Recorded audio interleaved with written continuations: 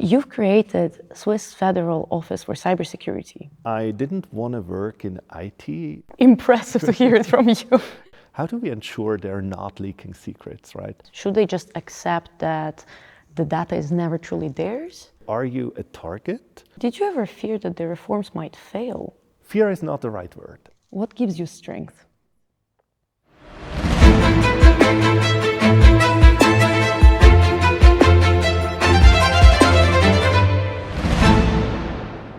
Good morning, Mr. Schütz. Good morning. How are you?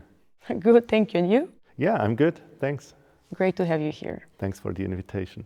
You've created Swiss Federal Office for Cybersecurity, and today you lead national cyber defense at the highest level. So we've become very interested in Swiss cyberspace and felt like there's no better person to talk to since you've seen both the corporate and the federal.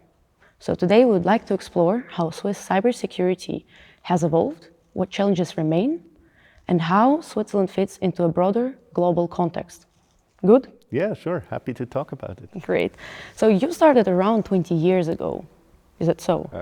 Yeah, 20. I'm getting old, yeah. 20, 25, 20. I started my studies in 2000. That was not yet the professional engagement, but besides my studies, I also worked on the topic as a student.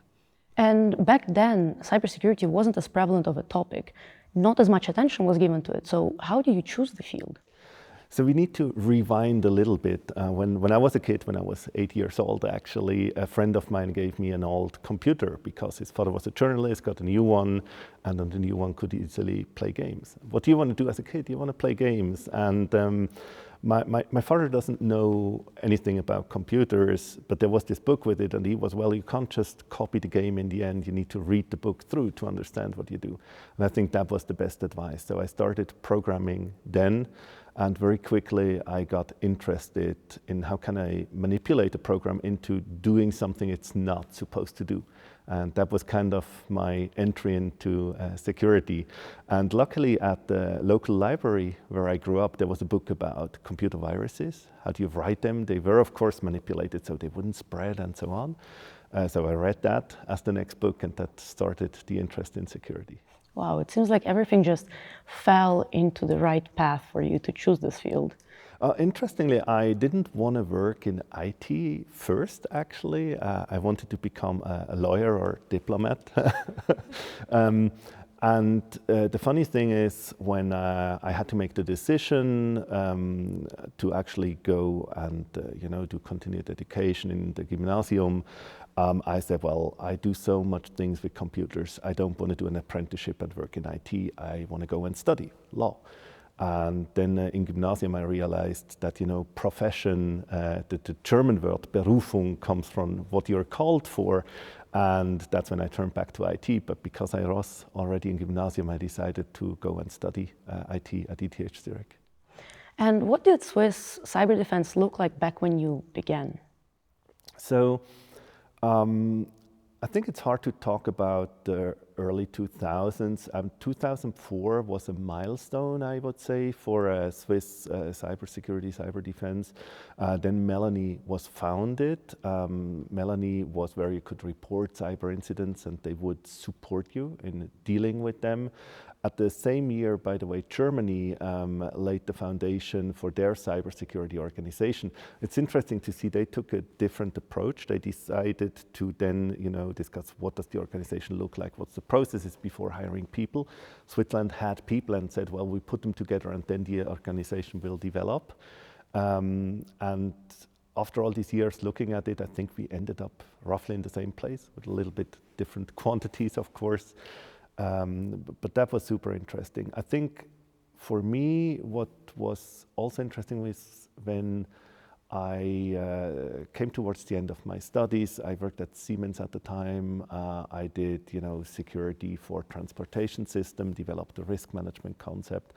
And I started to realize, or security became more and more of a topic in economy. But at the same time, around a little later, 2008, I think, if I remember correctly, the Swiss Confederation started working on a national strategy. And when I, after my studies, joined RUAG, I was invited to collaborate there. I'm also a militia officer, so I was moved into the cyber unit there, and that's when I really got in contact with the whole national responsibilities around cybersecurity. And you've mentioned working with RUAG. So in 2008, you joined them as a head of cybersecurity. Could you describe a little bit more how your job was? So actually I started, I think it was 2007, maybe early 2008, I don't really remember. I started as an IT architect, actually. There was no such thing as cybersecurity. And what was an interesting learning for me was, you know, when you're a student and you focus on a topic, you think everyone out there knows better than you, and then you join the work world and you see, oh, it's not that evident, right? You bring something to the table, you have some knowledge that's fresh. And I quickly realized security in the development of the products, but also in the overarching picture is not where it should be according to my personal opinion. And so I was thinking, what do you do? Do you go and look for a different job in the tech sector, or do you want to push it? And I was like, it's actually quite an interesting brand. Like, it's your national state-owned company, and it should have a focus on security. And my back then boss supported building up cybersecurity, and we were lucky to get a team that did some basic research with us for traffic analysis. So how can you use mathematical models to detect attacks within traffic? And even during my studies, I was always interested to work at the interface of science, but actually also economic research, right? And so that was just also a little bit of luck that we could do that. And you also built Switzerland's first cyber training center at RUAG. What was it for?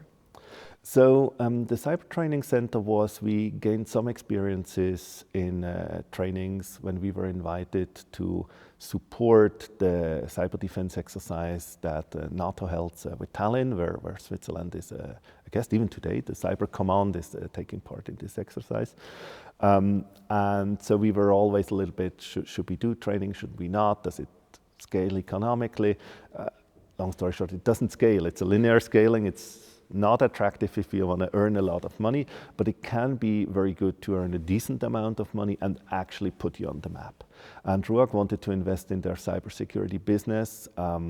I wanted to go and work abroad. And so as an intermediary project that then kind of stuck with me, I started implementing this training range, which was part of the broader strategy. And how effective would you say was this initiative? So I think, commercially we would need to ask RUAG, right? I think what was pretty effective was the setup. We were pretty fast. I think the trainings were also effective. At least that's what the customer feedback was. And I think one important part was, and I think that's what people underestimate, we didn't just focus on the technical skills. So you have a lot of companies out there, organizations, that are not at the highest skills in cyber defense. And you know, it's fair, it's not to blame them, right? But if you have a 200,000 people company, you can have the better resources than if you are a 10-person or a 50-person company. And so on the one hand side, we had this very straightforward, practical-oriented technical trainings. At the same time, we also trained management. We trained the interaction between management and the security people. And so, for example, you could see whenever the manager went into the room where the tech team was working, they would start to miss things. And we analyzed it. Why is that the case? Because, you know, your promotion depends on this manager. And if she's not happy with you presenting yourself, you're maybe not getting a raise, right? And so people start to focus on pleasing management rather than doing the job. And so one of the lessons, because we filmed everything, we recorded all the talking, we could go through and show the management it's not good. We know you need information, but you need to find different mechanisms like briefings and so on. And I think from that perspective, it was very efficient learning experience. Sounds definitely like it. And you've mentioned that it could be useful for many different companies. So aside from defense, what other sectors would best benefit from such centers?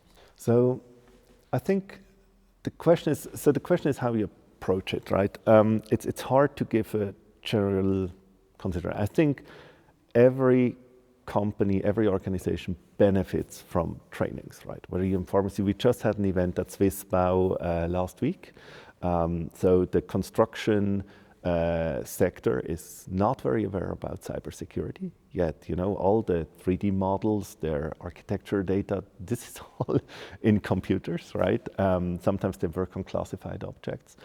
I mean, definitely, you don't need to do a full-blown technical exercise if you don't have a tech team. Maybe do what we call tabletop exercise. One important thing there is, and we've seen that actually, so we built together with other partners from the Financial Sector Cybersecurity Center. And one part is training, strategic training. And you need to speak the language of the board. And I would really start training the board, right? Because they need to understand why cybersecurity is important for the business. And then we had a scenario, and one question was, how does this affect the stock market? And no one thought about that, right? Because if you're in a bank and your bank is not working, your bank is your problem. But overall, from an economic perspective, if multiple banks have a problem, if there's a problem with abroad, how does it affect the stock market? That suddenly was like, oh, actually everyone has a role to play. So I think take a business use case, do a tabletop exercise with someone that understands your business, and then from there identify whether you need further training or it's good enough for you. So you would say that it's not necessarily certain sectors that will benefit from it, but it's any business. Yes, absolutely. Now, of course, if you are like a one-woman business, right, then maybe that's not the ideal format. Maybe there you want to join somewhere with someone else, right, where you can exchange how does it affect you. But I mean, it's an issue, right? We have 75% of Swiss companies earn less than 500,000. Many companies have 10 employees at max, right? You can't have one person just doing cybersecurity. It's not going to scale economically. And they're actually say, okay, let's invest like the fire drills, right? We do fire drills since years. The evacuation scenario, do that as just a means to see where do you have quick wins, easy wins. And we spoke about different sectors now, and you yourself had a great career in the corporate world. And today you are the chair of OECD Working Party on security and in the digital economy, and the director of the Swiss Cybersecurity Center. What made you take the shift towards the federal? Yeah, so I never planned my career, and I'm often asked, how do I plan a career? I don't know, right? I'm not the kind of person that thinks you should plan a career. I think you should do what you're passionate about. Now, this sounds blunt, but you know, your ideas changed. When I finished my studies, I wanted to work at this interface between research and practical application. And when I was at Zalando, so I joined Zalando because it was an interesting opportunity to learn how to do security at scale. Zalando is big, there's a lot of data, it's a technical company, it's really a tech company. And it was super interesting. You can't just do a backup, there's just too much data, right? It's distributed.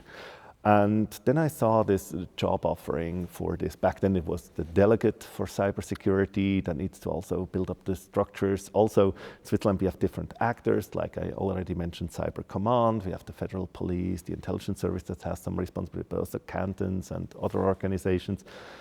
And I was like, as a Swiss citizen, I think this topic is really important. And I have some ideas that I'm not sure others have with the experience I made in industry. I don't think I'll get a job. I'll apply anyways because I don't want to be that person that just talks bad about another person doing a job, right? Then at least I can say I tried and criticized, and then I got the job. So that's how this started, yeah. So were you surprised that you actually got the job? I mean, during the interview, you get a feeling, right? But yeah, I didn't think I get it, right? Because I maybe didn't fit the typical profile back then, but I also knew I bring a lot to the table. I worked with the armed forces, I worked with other government bodies, I worked in the first development of the first strategy through my military service, which I upheld. Even to date, I'm still a militia officer. I was still in touch with the military side of cybersecurity. And I knew I did this continued education in security policy and crisis management because I was like, okay, I maybe should understand the world because cybersecurity affects the world and vice versa. So I brought something to the table. I knew that, but then in the end, it's always a little bit luck for these positions as well, right? But they were in luck to get you to apply to this job. I hope they agree. I think most do, but yeah. And since you joined the government, what was the biggest discovery for you? So there's one big difference between private sector and government. Private sector, you're not allowed to do anything that is forbidden. In government, you're only allowed to do what is permitted. That's a huge change. It sounds small, but it's huge. So whenever we want to do something, we need a legal basis. And that explains why sometimes things take longer. And this is actually important, right? Because a government body needs checks and balances. But realizing that was very important for me. At the same time, if you need a legal basis and it's Parliament, making the laws, right, proposing the laws, and you should not influence Parliament. We're not allowed to do lobbying, and we shouldn't do that. But we can inform them, right? We are asked to join them, talk on certain topics, but also the way we interact with the population and with the companies. So one of the very first steps was like, okay, let's talk more about what our challenges are, where we are not good at. And then let's explain, is it just because we're not well set up, which is fair. Even today we have optimizations to do, right? And where do we actually miss a legal basis to do something? So we can't just, track certain criminals. We need a legal basis to do that. And what would you say, since we're talking about corporates and federal, what would you say is corporations' biggest cyber weakness?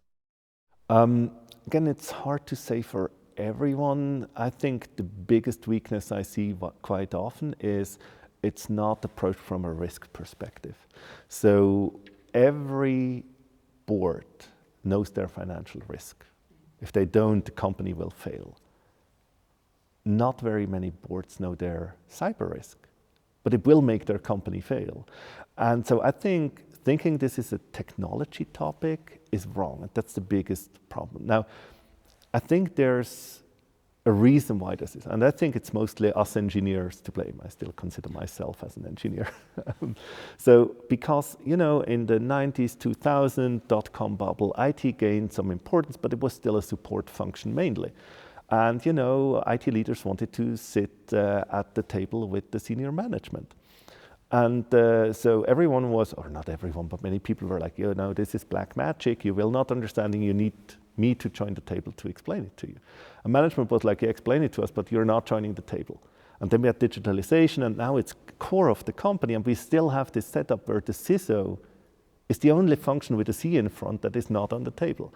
And maybe it should be the way it is set up today, right? I think it's a difficult position, but then do you have a CSO, Chief Security Officer, that looks at that?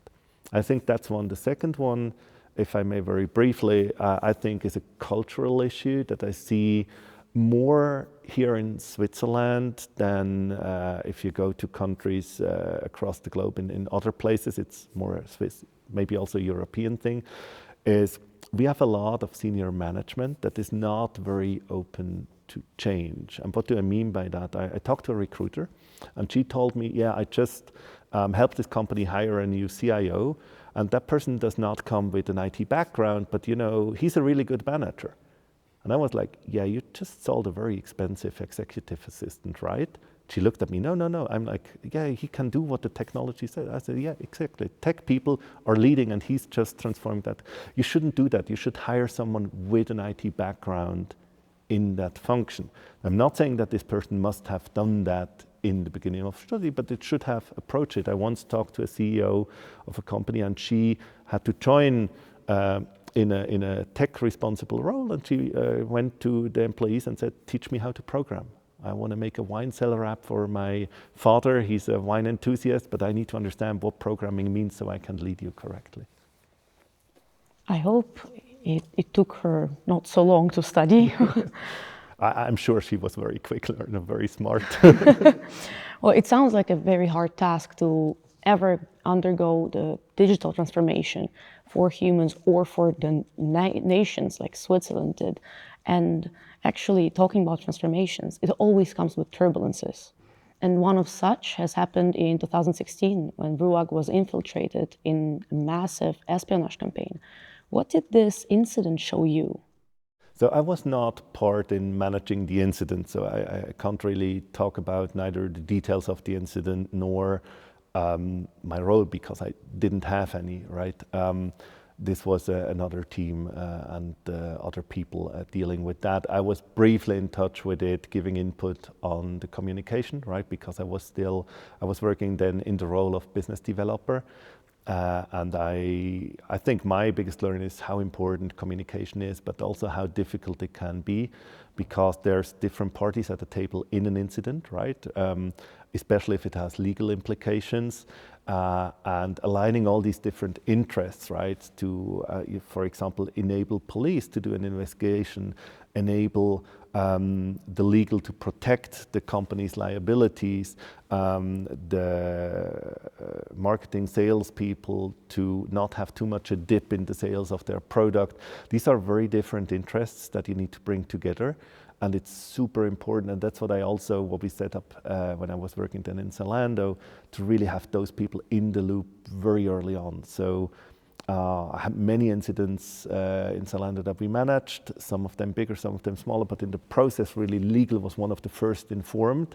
Hey, there's something up, and then, business was informed as well. And I think that's the biggest learning. And I would like to know, what was your biggest take on this situation? Did it inspire you to do anything differently? I don't think, not this incident, if you're referring to that one, because we knew incidents happen all the time, right? People didn't talk about them that much. So I think if it inspired anything, I'm not sure if I didn't have this opinion before, I just think transparency is key. Right? So of course we can't talk about everything, right? Sometimes we have an interest to hold information back, to not let the attackers know what we know about them. Sometimes we need to protect the identity of, for example, victims. So we will, for example, never tell you, in this case, this company was a victim unless the company wants us to do so. But you should be as open as possible. And I think we could be even more open there by better explaining how do threat actors act, what tools do they use. So if you are interested in computer science, right, and you ask yourself, okay, what tools do hackers use? What's your approach today? Well, you go and you search the web, and you find stuff, and then you try it out, right? It's curiosity, it's normal. Today, there's much less tolerance. When I was young, there was more tolerance, right? Not everything was affected. Today, if you try a tool, you might take down 3 companies. I'm exaggerating a bit, but and then you're in a very, very bad situation. And I think actually explaining how this works and also enabling you to build yourself a sandbox to teach yourself to learn and maybe take an interest and then go study the topic. I think more transparency in that area would help.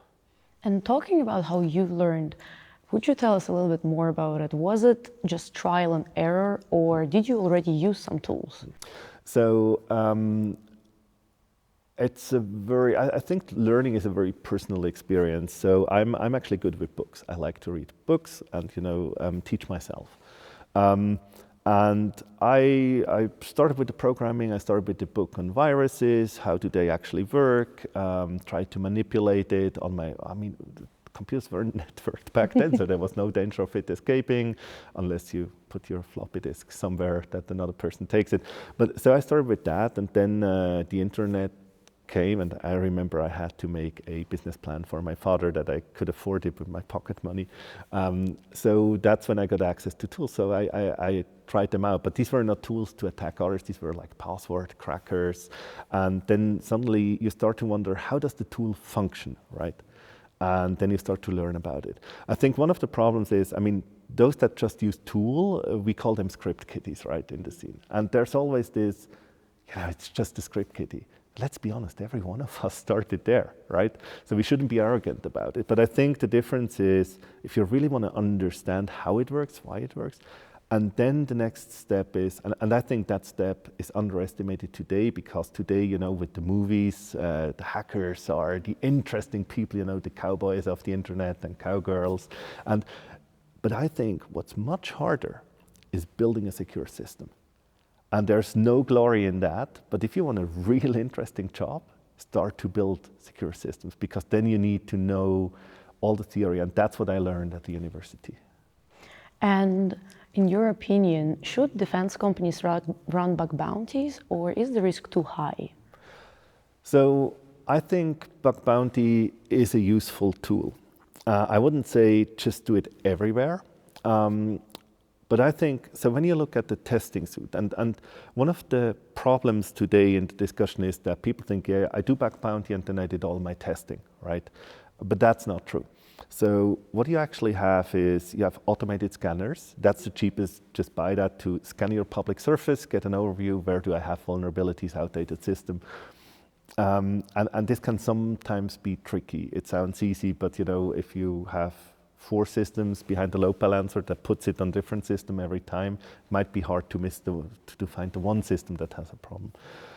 The second is, now if you have money left, do a bug bounty, because it's the most economic thing to do. And then you have to clearly define the scope of the program. So what are you allowed to attack, what aren't you? And also you need to build a relation with the hackers that target your system. Because quite often if you have a year-long relation with them, you can trust them, right? Because they have an incentive and they might approach you and tell you, well, but you know, I think I earn more for this vulnerability.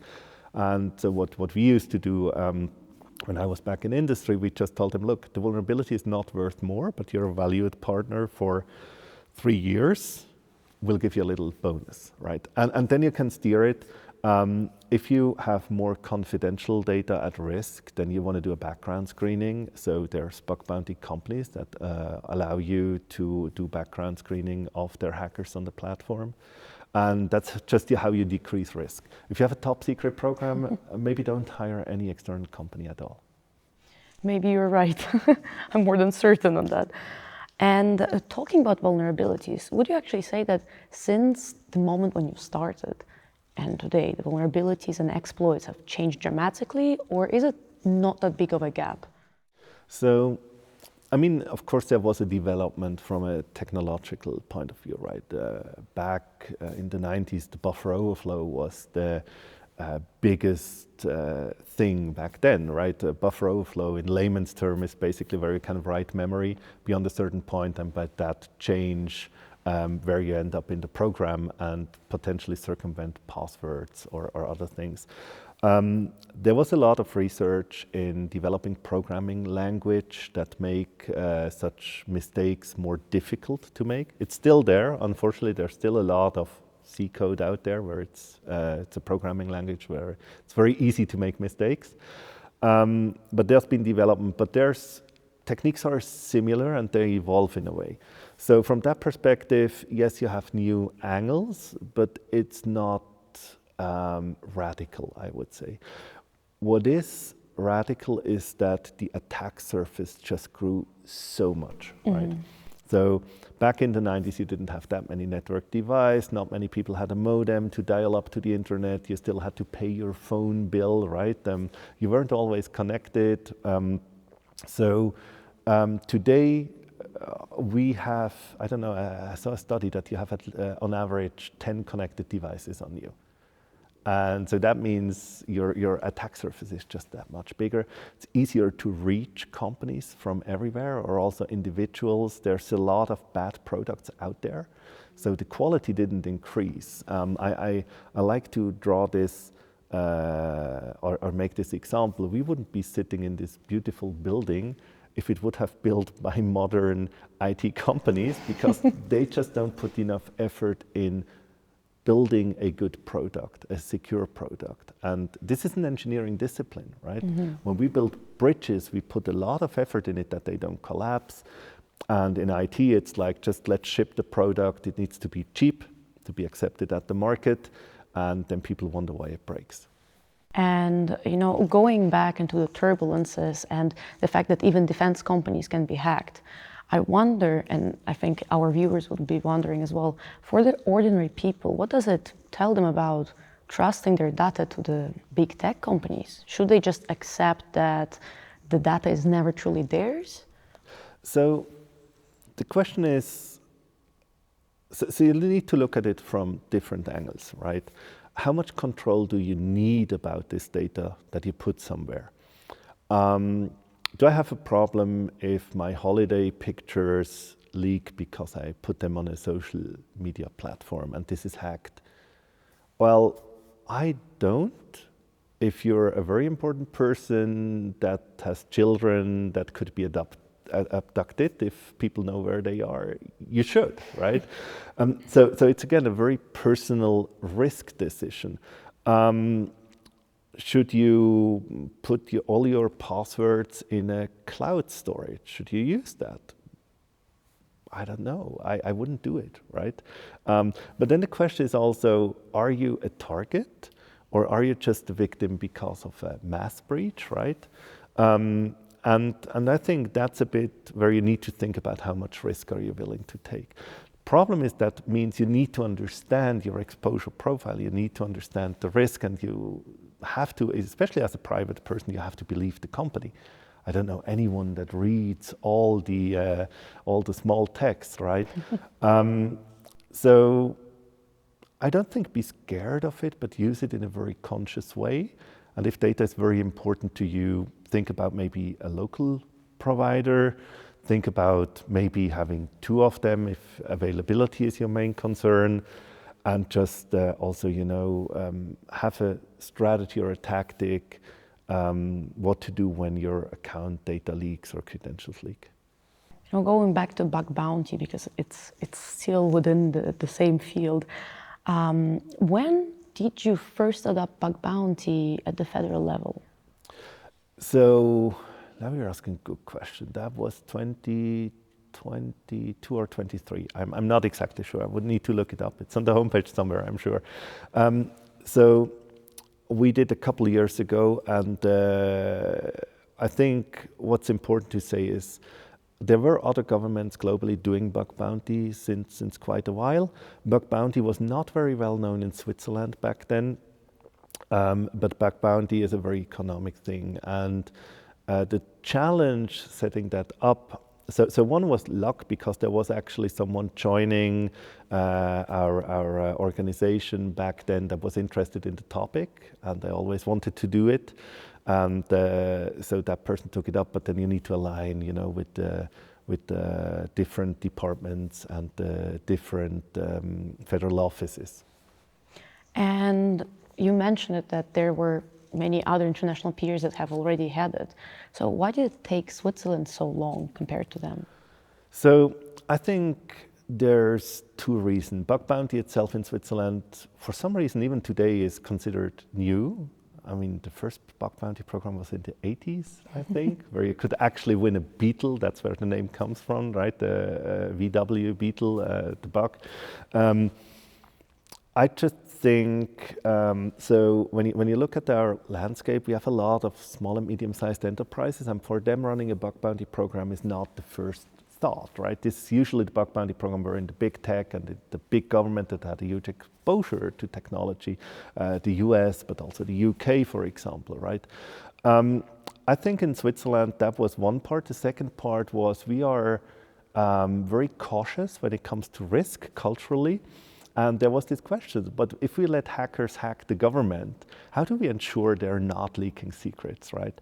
And so if you don't know how to actually run a bug bounty program by saying, okay, let's set the scope, let's make the rules very clear, let's maybe do background checks if it's in a more sensitive area, how do you communicate with the hackers, then you have this gap in between where you cannot establish that trust.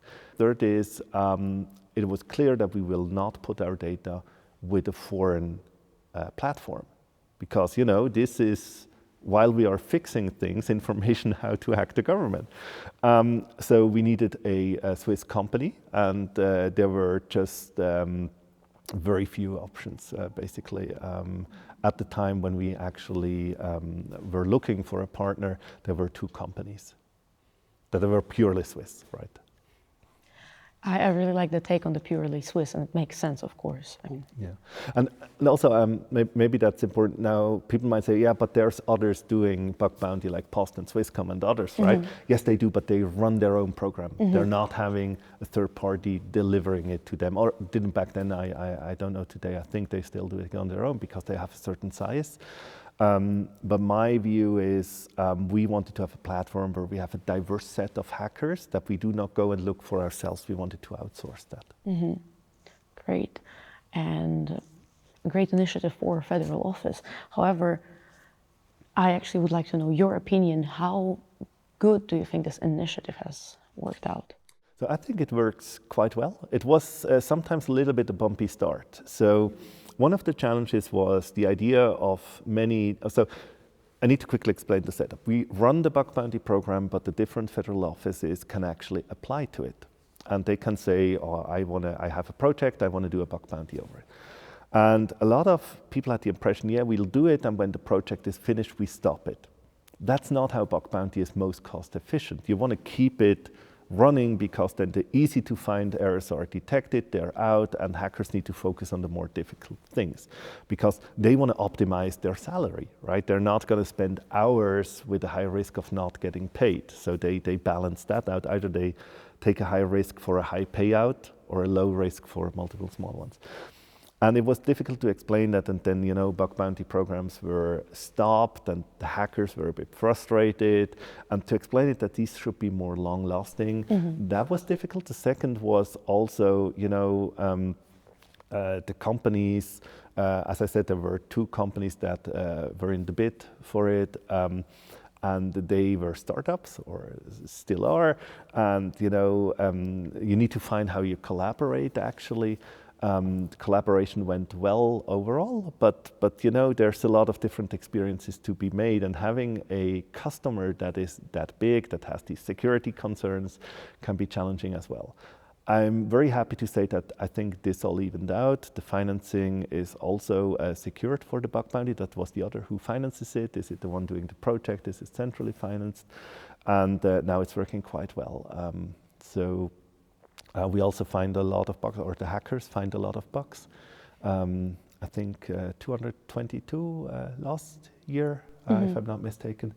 It's actually quite beneficial. So we also need to be fair. I mean, there's if someone says they don't find bugs in what they do, it's probably not a correct statement. And the second is also, we start very early in the project. And I think that's where the value comes from, right?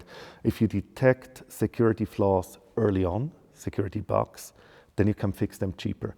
And so you, of course, in the beginning of a project, you have a smaller maturity. So for example, for our cybersecurity hub, we also had a bug bounty program, and we really wanted to look at things even in testing, right? So that explains why there's more. You know, we're talking about how Switzerland is constantly evolving, and the cyberspace is constantly evolving. And in 2022, you've said that Swiss cybersecurity is somewhere in the middle of the pack. So would you say, in your opinion, that it changed today? I think it's still fair to say in the middle of the pack, though I do think we developed some expertise that is highly valued also internationally. We were, for example, leading the effort in the counter-ransomware initiative that was led by the US, now is a more broad initiative and has 7 countries joining it, on standardizing what should you ask for reporting duties, what do you need to actually know about an incident. This work is not finished, not all countries adapted it, but it has sparked huge interest. We are discussing regulation, what kind of regulation does make sense. We're looking in these in-between spaces where we say how much do we need, how much is not enough. Our opinion, our analytics in that is highly valued. We are known to share cyber threat intelligence in a good manner, in an actionable manner, and also to produce in niches very reliable cyber threat intelligence. and also to bring others together. So I think in these areas, we are not just in the middle, we are moving towards the forefront. We also need to be realistic, right? We don't have the resources that other bigger countries have.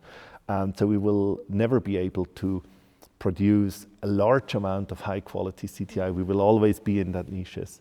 And so I would stay still the middle, but with definitely some things that are very well advanced. By the way, not just in my federal office, but also when we look at the Cyber Command, when we look at the cantonal polices and the federal polices. So cantonal police in Switzerland is quite often contributing to international takedowns.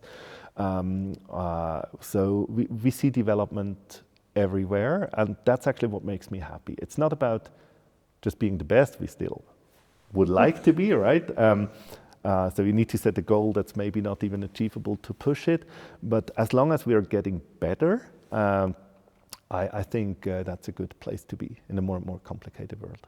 And are there any key adoptions or policies that you would say you're most proud of?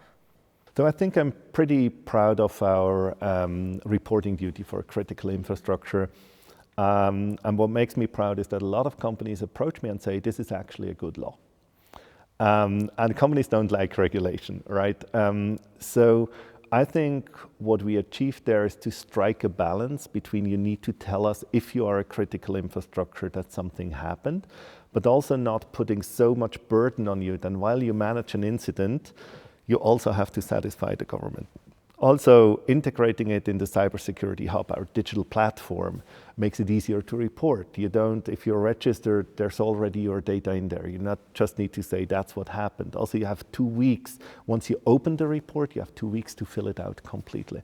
I think it's these mechanisms, and also that you don't just get a big fine, but basically if you fail to report, we will tell you, you should report. If you then fail, we will tell you a third time, and then you get maybe a fine. It's a very Swiss way of doing things, but I do think it's something that benefits everyone because it gives us more reliable data. We're also, and we're the only country that I know that did put that in the law, obliged to help. So if you look at the European Union law, and it's there's no obligation for the government to help the companies. In Switzerland, we are obliged to help a company that reports. And talking to you, I can definitely see that you have a lot of experience. And of course, you are the person who has built the Swiss cyber structure nearly from ground. How hard was it to challenge the system and to change the system? I mean, to be fair, there were already structures in place. Like the military invested a lot in their cyber capabilities, even though Cyber Command was not yet founded. But also, the first strategy came from the military and intelligence and police domain. So we need to give that credit. I mean, without them, the topic wouldn't be where it is. I think what was the most challenging is to get people talk together in a structured manner. And to, there's always this pride and competition a little bit, right? But to tell people, look, that's actually good, but still collaboration is key. And in a domain where you can't just share all the data, so for example, if a critical infrastructure reports to us, I'm not allowed to just forward that to the police, which is good, which it shouldn't be for on the one hand side, legal reasons, but also trust reasons. But how can we now communicate with the police in a way that still helps them to see where are the big issues, that we can anonymize that answer. But getting people to think, how do we collaborate? How do we make this work? That's difficult. And even today, we have this federative system, which I think can introduce a lot of stability in cybersecurity. But you have a lot of players around the table and manage their interest, and sometimes saying no is difficult, especially as I can't command the others, right? I can't tell the Cyber Command what to do. I can't tell the police what to do, the intelligence, and I shouldn't, right? But I negotiate goals within the national strategy. And I think that's the key element. The national strategy is truly national. It's not a government strategy. It's with industry, with the population, it's with cantons, and I think that allows working together towards joint goals more easily without this command and control structure, but more me as a broker to maybe enable collaboration. And challenging the status quo that you mentioned prior, it takes a lot of strength and risk resistance. So how did you deal with the doubts and the problems that were coming on your way? So, I mean, one is if you have a great team around you, where you sometimes can just be frustrated, that's really helpful, right? So yes, sometimes things are frustrating, they're not going in the direction you imagine them. I think that's where a great team, great colleagues come in. So on the one hand, my federal office, we have pretty open discussions, we have a lot of transparency. We try to work as much as possible at eyes height, so that's a good backup. The second is also good colleagues across government, across other organizations. So even if you have difficult discussions, in the end, I like this saying, be friends at the end, right? Maybe not friends, but colleagues. As long as you can then say, okay, you know, how do we move forward? And last but not least, and I think that's the biggest one, I've had so many setbacks in my career, and I think they're important to have them, that it's easier today than it was when I was young to see, okay, I take this as a challenge. Am I wrong? Should I do differently? How do I need to change my approach? What's the actual problem I'm trying to solve? Probably it's a mistake on my side if I can't explain it correctly. And then, but also saying, should it be a priority or is it just good the way it is? And did you ever fear that the reforms might fail? Constantly. I mean, this is a risk, right? Fear is not the right word. I don't think being afraid is a good advice because it blocks you. But risk, and sometimes there's a high risk of failure, and then there should be a high reward. But yes, of course. I mean, we have constant challenges. We have smart people that work with us, and they have opportunities, right? So can we convince them to do the job they do? Can we help them through rough patches? I mean, sometimes, you know, when you work in cybersecurity, you see how old people lose all their pension money. You see how companies go out of business, and even though you're not directly that closely connected, you have a lot of responsibility, and you feel that if you're actually good in the field. And I think managing it in a way where you need the performance, where you need to push people, but at the same time need to accept that they are sometimes in very stressful situations. There's a high risk of failure of things, and then building, you know, where can I invest in backup plans, in reducing the risk, and where can't I, because maybe lack of resources or lack of priorities. How do I balance that? How do I drive at the edge, right? How do I optimize such an organization? That's challenging and that's risky. But again, that's why I have people that are a little bit more conservative than I am, and they make sure that we're not taking too much risk. It's the equilibrium of having different people in the same team. Absolutely, and it helps being in government because you have some limits on risks you can take anyways, right? So it's probably a good thing. And if you were starting over in the same field today, are there any paths, resources, tools that you would use? So I think the field has changed in that it is much more accessible. Mm-hmm.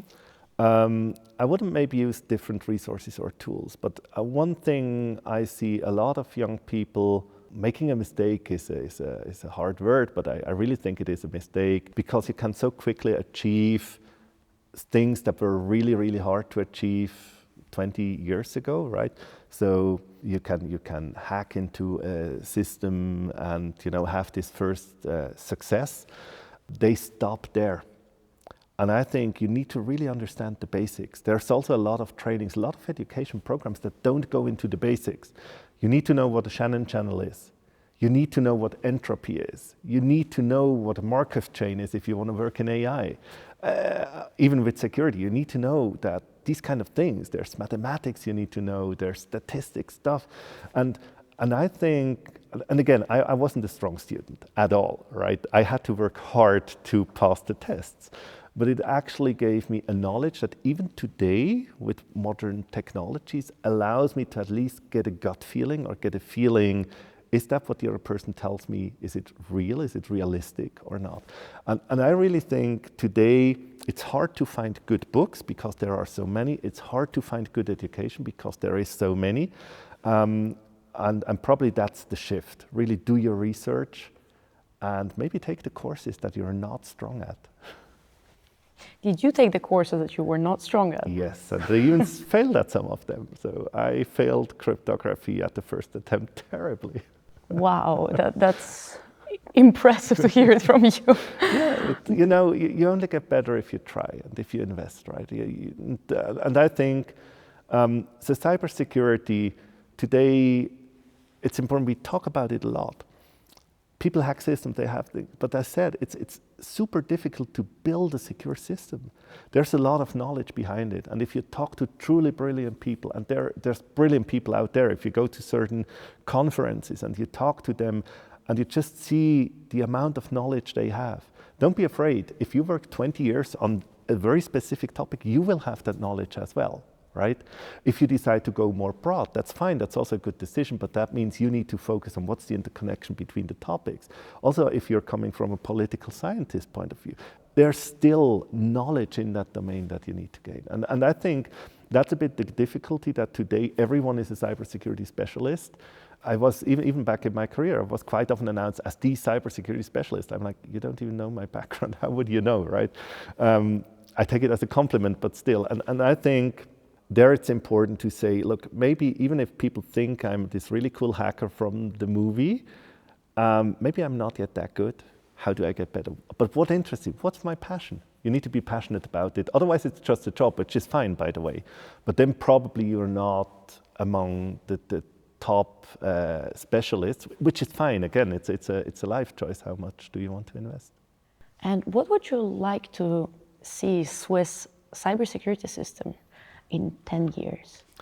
So what I would like to see is even more resilience in our base infrastructure. So if as a small and medium-sized enterprise you use a service, that you have a much less high cyber risk, right? So that the resilience is there, that not everyone needs to focus on the baseline security, but can actually focus on the business risk. That's one. The second one is if we can even improve the political interest in the topic, because cybersecurity and digitalization in general is what shapes today's geopolitics quite drastically. It's a big part of that. If we manage to inform politicians better on how cybersecurity affects these dynamics, I think that would be a second wish.